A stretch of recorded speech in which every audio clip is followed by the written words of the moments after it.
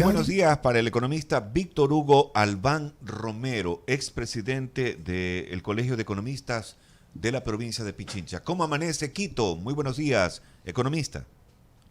Buenos días, mucho gusto. Bastante frío, un poco lluvioso, pero aquí adelante trabajando ya, como ustedes manifiestan, el 24 de mayo, pero laborando desde muy de mañana. Acá le cuento que también tenemos en las madrugadas una brisa bastante fría. Hoy vimos el termómetro, andaba por los 19 grados centígrados, cosa rara acá en Guayaquil, pero así amanece la ciudad. Y para tomarle el pulso a lo que es estos primeros 12 meses, el primer año de la administración del señor Guillermo Lasso, básicamente lo invitamos a usted para tomarle el pulso al tema económico, el tema de las finanzas, tema delicado, tema complejo. Muchos dicen que es pálido, que es tibio lo que ha tomado el presidente, esta actitud de algunos cambios que han ido, algunos dicen mejorando, pero usted nos dirá cuál es su criterio, economista Víctor Hugo Albán. ¿Cómo ve al gobierno en este primer año? Bueno, realmente muchas gracias. Es importante anotar de que hay varios frentes, ¿no? En la parte económica voy a topar y también un poquito en la parte política porque son vinculantes. Hay indicadores que sí valen la pena analizar, por ejemplo, el PIB, el Producto Interno Bruto, estuvo en el 2021 en 4.6 de crecimiento. En el 2022 se prevé el 4.6, pero hasta este momento solo ha crecido entre el 2.3 y el 2.5. No solamente analistas, el Banco Central, el BID, organismos internacionales, la CAP, prevén que no crecerá más del 0.8 para este año 2022. Se debe a que no hay inversión y al no haber inversión no va a haber crecimiento del PIB. Bueno, otro indicador importante que hay que hacer la evaluación de este primer año es el empleo, ¿no es cierto? El empleo adecuado. El señor Lasso manifestó de que iba a crecer pues más o menos 1 millón de empleos nuevos. Él ha hecho declaraciones de que ha creado 375,000 cargos nuevos, pero oh, sorpresa, dice, manifiestan los mismos colaboradores de él. El INE dice, no señor, son solo 170,000. Y peor, el señor Cepeda del Seguro Social dice, no, son 80,000. Entonces alguien está fallando en los datos y obviamente pues le hacen quedar mal al presidente de la República. Pero de los análisis que hemos hecho nosotros, el grupo que lidero yo, que es Visión 2030, un grupo de economistas profesionales que estamos permanentemente haciendo estudios socioeconómicos, creemos nosotros de que el crecimiento, digamos, del empleo ha sido muy poco. Se preveyó primero creció en 278,000, pero hubo una baja de 90,000, es decir, la realidad es lo que dice el INEM, ¿no? Alrededor de 187,000 cargos es lo que se ha creado durante este primer año de gestión. De todas maneras, ha habido un crecimiento pequeño, pero ha habido, ¿no? Ahora, otro indicador que vale la pena analizar es la pobreza. La pobreza en el año 2020-2021 estuvo en el 32%. Ha bajado un poquito en lo que va del año 2022 al 27%. Es decir, ha habido un ajuste mediano, ¿no? Un ajuste pequeñito que realmente es del 3.6%, pero para primer año creemos de que es satisfactorio, podemos decir, ha habido algo de mejora. La pobreza, tenemos que en el año 2020-21 está en el 32%, también baja al 27%. Hay un crecimiento, digamos, negativo del 20%, lo que significa que en algo ha mejorado. Tenemos un indicador que sin ser económico se debe analizar, es la desnutrición infantil. La desnutrición infantil estaba en el 2020-21 en el 23%. Se prevé que estamos en el 24%, es decir, ha crecido, y ahí es la angustia del señor presidente que dice que va a vender el Banco del Pacífico para pasar esto a la desnutrición infantil.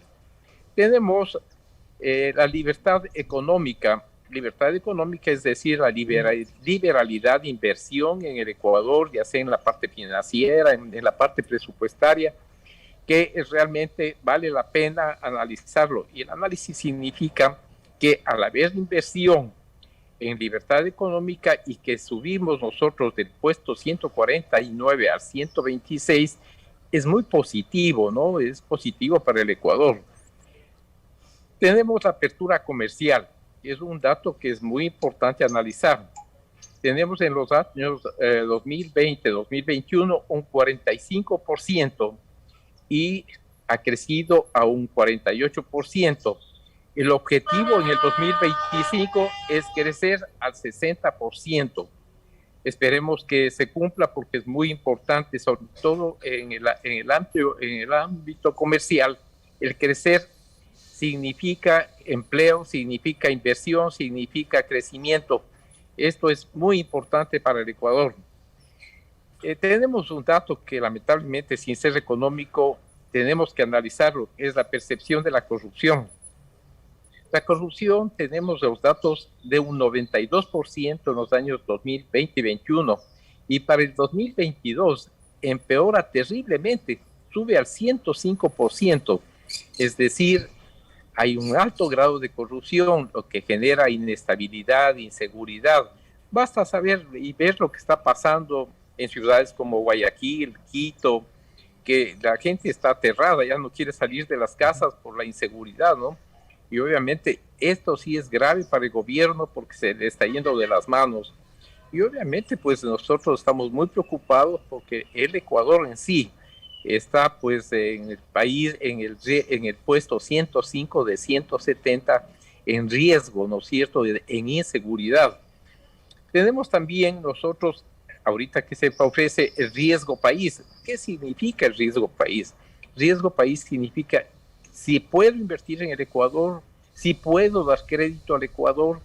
¿Qué tenemos en el Ecuador? El riesgo país, a pesar de tener un precio del barril de petróleo que ha estado bordeando los $100, tenemos que ha subido de 770 a 800 del riesgo país, cuando Colombia, Perú están, pese a problemas políticos, están en el borde de 300, 320.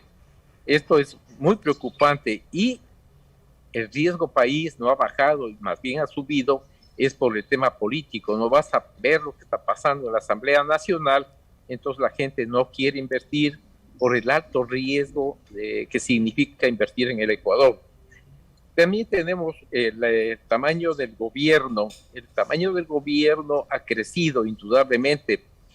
Nosotros pensábamos que con la llegada del señor Lasso iba a decrecer, pero datos del mismo INE, Banco Central, etcétera, indican que en el año 2020-21, en los años 2020-21, estaba en el 20.8% y hoy está en el 20.7%, es decir, ha habido un decrecimiento, ¿no? Y un dato que también es importante analizar es el déficit fiscal, que en los años 2020 y 2021 estaba en el menos 6% y hoy ha bajado a menos 3.5%, lo que significa que es un 1% positivo. Esto es importante analizar en la parte económica. En la parte que más... 7:17 minutos. De corrupción, ¿no?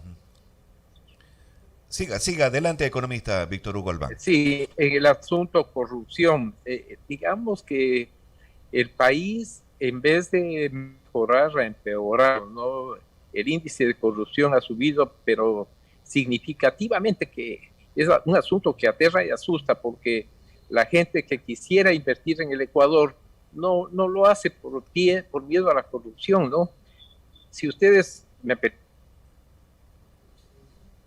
permiten hacer un pequeño análisis de lo que está jurídica en el sector jurisdiccional, lo que pasó con el juez de Manglar-Alto, ¿no? Obviamente es una vergüenza internacional, ha dado la vuelta al mundo. Compañeros míos que estuvimos de beca en México y que son españoles, franceses, hicimos la primera maestría que duraba 2 años allá, me han manifestado, me han escrito, que ahora las comunicaciones son muy fáciles, ¿qué pasa en el Ecuador? ¿Qué es lo que está pasando? Es de terror, tanta muerte, tanto crimen. Entonces, bueno, esa es la imagen que damos internacionalmente. Imagínense qué situación más grave es la que está corriendo el Ecuador para que haya inversión, y al no haber inversión, definitivamente no va a haber empleo. 7:18. El economista Víctor Hugo Albán, expresidente del Colegio de Economistas de Pichincha, está tomando la palabra, analizando el primer año de gobierno del presidente Guillermo Lasso. Economista, de alguna manera el presidente Guillermo Lasso tiene una especie, digo yo, boya de salvación para los dardos críticos fuertes en cuanto al tema de la vacunación y el tema obviamente de la pandemia que vivimos, no solamente el Ecuador, sino el mundo entero. Esto no estaba en ningún presupuesto y de alguna manera lo salva de algunas críticas. ¿Cree usted que eso va a ser su punto fuerte, su caballito de batalla en este primer año?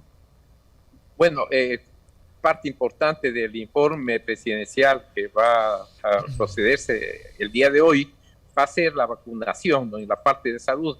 Es indiscutible que la vacunación ha dado un giro importante en el sector económico y social del Ecuador.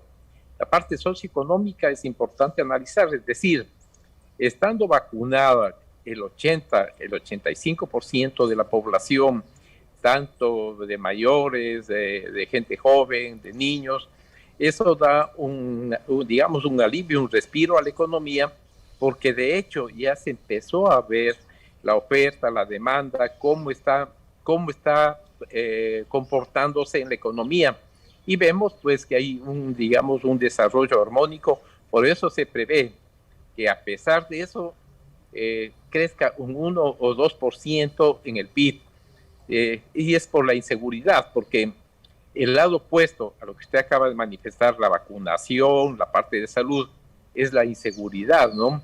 Y son, digamos, temas que no son solamente obligación, sino que la Constitución lo manifiesta y lo ordena al presidente de la República. Entre los puntos más importantes son la salud, la seguridad y la educación. Digamos que la salud prácticamente ha cumplido. En seguridad está fallando, pero terriblemente, no lo digo yo, estamos percibiendo todos los días los ecuatorianos. Y en educación le falta mayor inversión.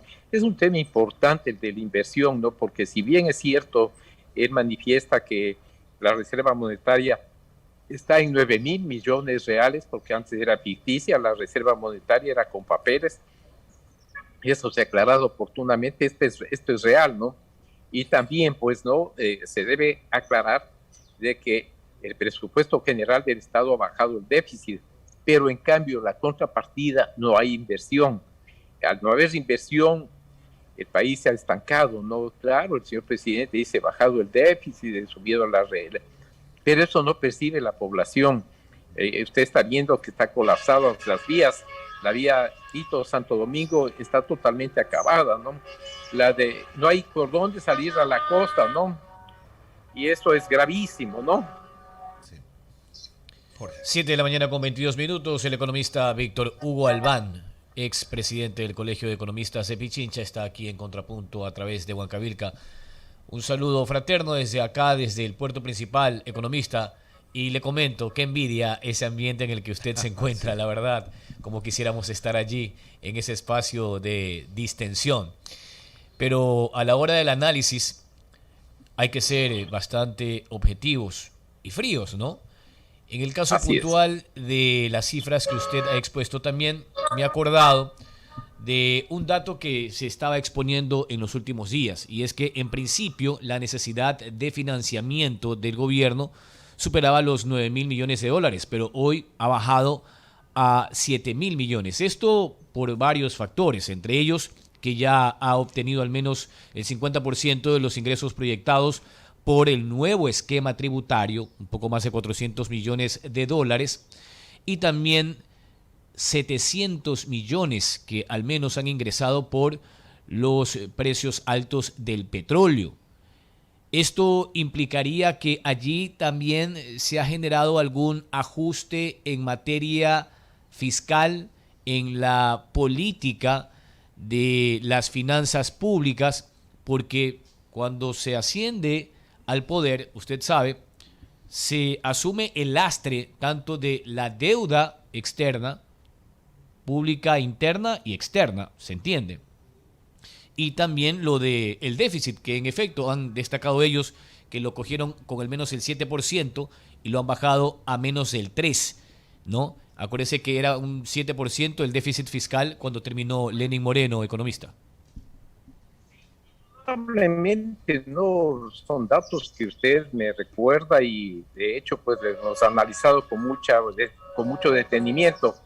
El principal problema que tenemos los ecuatorianos es la desmemoria, ¿no? Y realmente es importante anotar de que si bien es así, no olvidemos que el señor Lazo ofreció ante un notario público bajo juramento no subir los impuestos y ha subido un porcentaje del 32% a la clase media que le puso en el poder.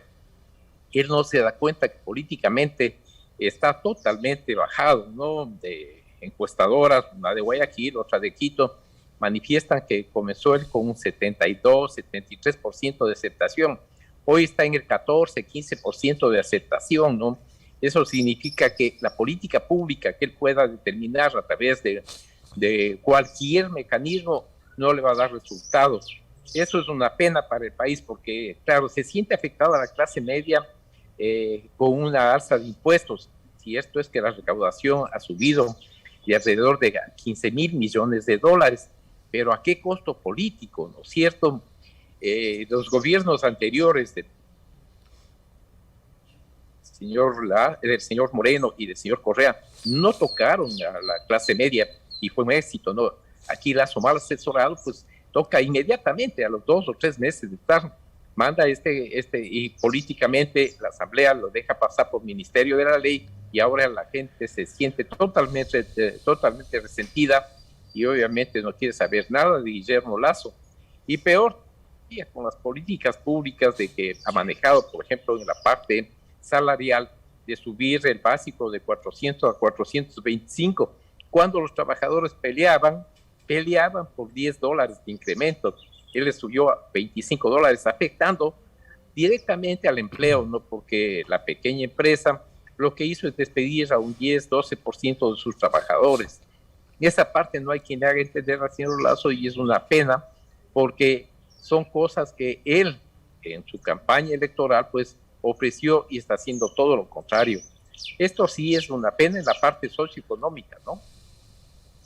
Ahora, también podemos hablar de inversión. Usted hace un momento decía que allí aún hay tarea pendiente y a pesar de que en la Asamblea no pasó la ley para la atracción de inversiones, el ministro de Comercio Exterior, el señor Julio José Prado, ha dicho que en el Ecuador se han logrado firmar más de 220 contratos de inversión por un poco más de 5 mil millones de dólares. Eso significa que no es precisamente necesaria una ley para que se puedan generar nuevas inversiones, porque allí está el foco también, economista, para multiplicar las plazas de empleo. Inversiones que sin duda pues tendrán ese motor que tanto necesita el país. Yo le respeto y todo, pero una cosa es el ofrecimiento, pero es que hasta este rato no hay la inversión de 5 mil millones. Esperemos que se haga realidad, ¿no? O sea, con datos personales, él dice que está firmado y todo, pero todavía no hay la inversión. O sea, todavía son ofrecimientos y esos ofrecimientos pueden darse como no pueden darse por razones políticas, ¿no? Ojalá cambie la actitud de los señores de la Asamblea y tendremos nosotros tal vez que se cristalice lo que José Julio ya ha anunciado y a lo mejor el presidente de la República vuelva a repetir ahora, pero que todavía es un ofrecimiento. Hasta este rato no hay un centavo de inversión, son 5 mil millones que están en camino, pero ojalá se cristalice. También hay que observar otro escenario economista, porque por un lado sí hubo un aumento en el tema tributario, un poco más del 30%, como usted bien señalaba, y a la clase media alta, que al final pues termina siendo el engranaje de la economía, quienes tienen la bendición de contar con un empleo adecuado hoy en semejantes circunstancias producto de la pandemia, pero implicaría que un proyecto de ley para atraer inversiones necesariamente debe de tener incentivos tributarios o exoneraciones, por ejemplo, en los 10 primeros años de la inversión en torno al impuesto a la renta, por citar un caso, un ejemplo. ¿Es necesario que eso se establezca, incentivos tributarios, exoneraciones tributarias? Indudablemente, no tiene que haber de alguna manera un atractivo. Miren, no seríamos el único país. Perú lo hizo y con gran éxito, Colombia lo hizo y con gran éxito, Bolivia lo está haciendo y con gran éxito. Entonces, sí es necesario que haya incentivos con las garantías pertinentes, porque si no, de lo contrario, la gente no invierte, porque aquí tenemos serios problemas en la parte laboral, ¿no es cierto? Aquí el trabajador tiene muchas garantías y eso es un óbice para que haya inversión.